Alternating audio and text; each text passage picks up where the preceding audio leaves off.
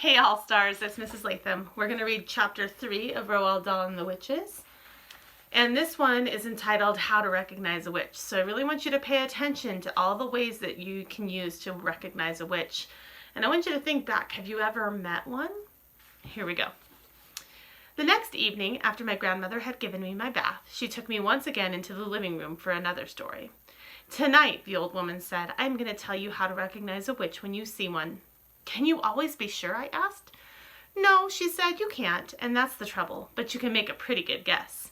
She was dropping cigar ash all over her lap, and I hoped she wasn't going to catch on fire before she told me how to recognize a witch. In the first place, she said, a real witch is certain always to be wearing gloves when you meet her. Surely not always, I said.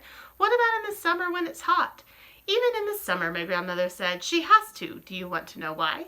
Why, I said. Because she doesn't have fingernails. Instead of fingernails, she has thin, curvy claws like a cat, and she wears the gloves to hide them. Mind you, lots of very respectable women wear gloves, especially in the winter, so this doesn't help you very much. Mama used to wear gloves, I said. Not in the house, my grandmother said. Witches wear gloves even in the house. They only take them off when they go to bed. How do you know all this, Grandmama? Don't interrupt, she said. Just take it all in. The second thing to remember is that the real witch is always bald. Bald, I said. Bald as a boiled egg, my grandmother said. I was shocked. There was something indecent about a bald woman. Why are they bald, Grandmama? Don't ask me why, she snapped, but you can take it from me that not a single hair grows on the witch's head. How horrid! Disgusting, my grandmother said. If she's bald, she'll be easy to spot, I said. Not at all, my grandmother said. A real witch always wears a wig to hide her baldness. She wears a first-class wig, and it is almost impossible to tell a really first-class wig from ordinary hair unless you give it a pull to see if it comes off. Then that's what I'll have to do, I said. Don't be foolish, my grandmother said. You can't go around pulling at the hair of every lady you meet, even if she is wearing gloves. Just you try it and see what happens.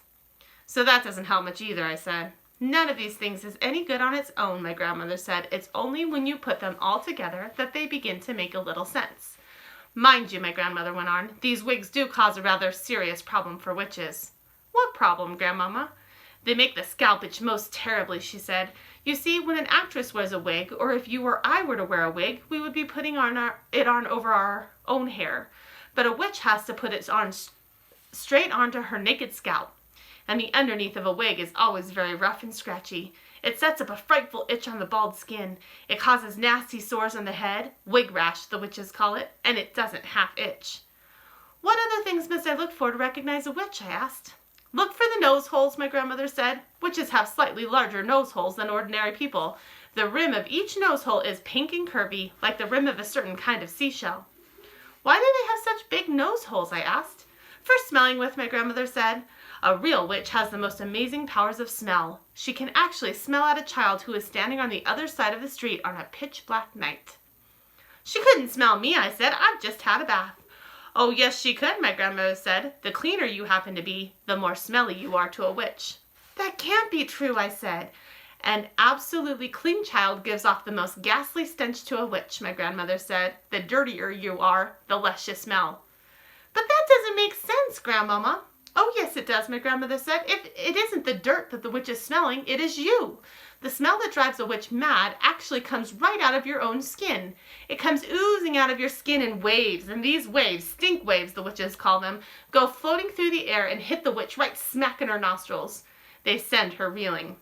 Now, wait a minute, Grandmama. Don't interrupt, she said. The point is this. When you have washed for a week and your skin is all covered over with dirt, when you haven't washed for a week and your skin is all covered over with dirt, then quite obviously the stink waves cannot come oozing out nearly so strongly.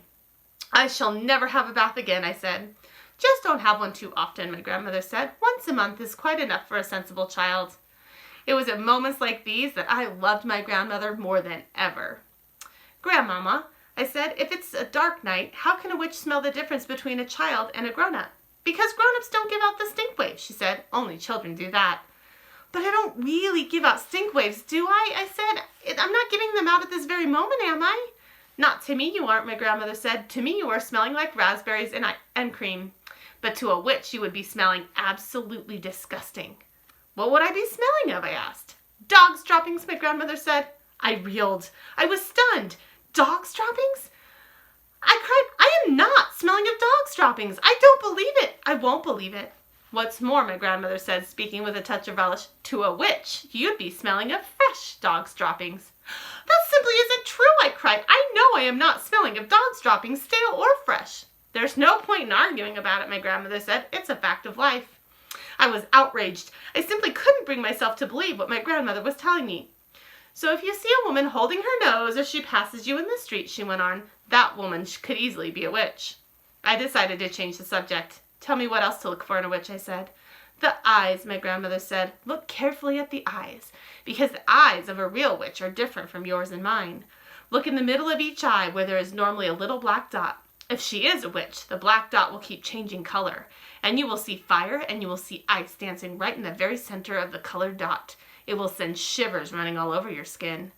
My grandmother leant back in her chair and sucked away contentedly at her foul black cigar. I squatted on the floor, staring up at her, fascinated. She was not smiling. She looked deadly serious. Are there other things? I asked her. Of course there are other things, my grandmother said. You don't seem to understand that witches are not actually women at all. They look like women, they talk like women, and they are able to act like women, but in actual fact they are totally different animals. They are demons in human shape. That is why they have claws and bald heads and queer noses and peculiar eyes, all of which they have to conceal as best as they can from the rest of the world. What else is different about them, Grandmama? The feet, she said. Witches never have toes. No toes, I cried. Then what do they have? They just have feet, my grandmother said. The feet have square ends with no toes on them at all. Does that make it difficult to walk? I asked. Not at all, my grandmother said, but it does give them a problem with their shoes. All ladies like to wear small, rather pointed shoes, but a witch, whose feet are very wide and square at the ends, has the most awful job squeezing her feet into those neat little pointed shoes. Why doesn't she wear wide, comfy shoes with the square ends? I asked. She dare not, my grandmother said. Just as she hides her baldness with a wig, she must hide her ugly witch's feet by squeezing them into pretty shoes. Isn't that terribly uncomfortable? I said. Extremely uncomfortable, my grandmother said, but she has to put up with it. If she's wearing ordinary shoes, it won't help me to recognize her, will it, Grandmama? I'm afraid it won't, my grandmother said. You might possibly see her limping very slightly, but only if you were watching closely. Are those the only differences then, Grandmama? There's one more, my grandmother said. Just one more. What is it, Grandmama? Their spit is blue. Blue, I cried. Not blue. Their spit can't be blue. Blue as a bilberry, she said. You don't mean it, Grandmama. Nobody can have blue spit. Witches can, she said. Is it like ink, I asked. Exactly, she said. They even use it to write with. They use those old-fashioned pens that have nibs, and they simply lick the nib. Can you notice the blue spit, Grandmama? If a witch was talking to me, would I be able to notice it?